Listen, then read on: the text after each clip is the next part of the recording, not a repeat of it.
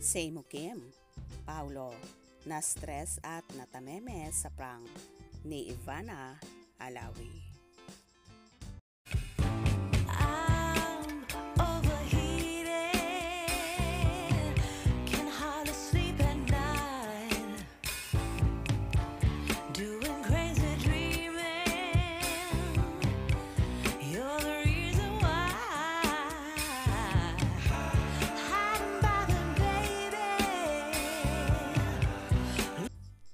Umani ng million views ang prank ni Ivana Alawi kay Paulo Avellino, kung saan ay nakipag-away siya sa maglolang tindera ng damit.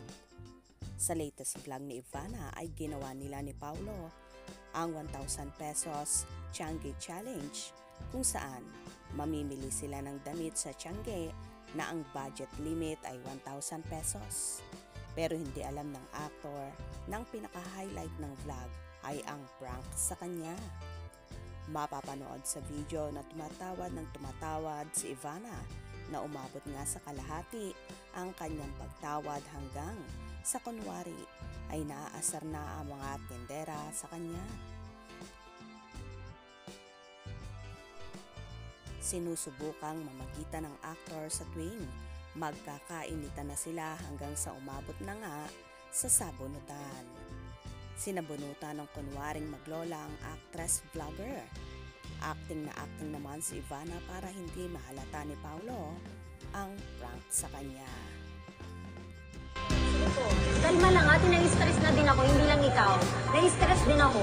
Please. Ano na, kahit ano na. Na-stress na ako. Bayaran ko muna, di ba? Para may pera. Oh. In fairness, doon nakita ang kabaitan ng aktor. Panay ang palaala niya kay Ivana na huwag na lamang patulan ang dalawa dahil nga senior na ang isa. Panay rin ang sabi niya sa lola na mag-relax ito dahil baka mapaano pa ito. Nang magkasabunutan na ay talagang pumalit na si Paulo sa dalawang kampo at super awat siya. Nang i-reveal na it's a prank, ay doon na nahimasmasan si Paulo. Napa oh my god siya nang paulit-ulit. Anya ay naniwala raw talaga siya na tinawanan naman ni Ivana at gumanap na maglola. First time na may nagprank kay Paulo ng ganito at halos atakihin nga siya dahil iniisip niya ang isang tindera ay senior citizen na baka kung mapaano pa at baka may mangyari sa kanya. Datens nga ng gusto ang actor sa ginawa ni Ivana.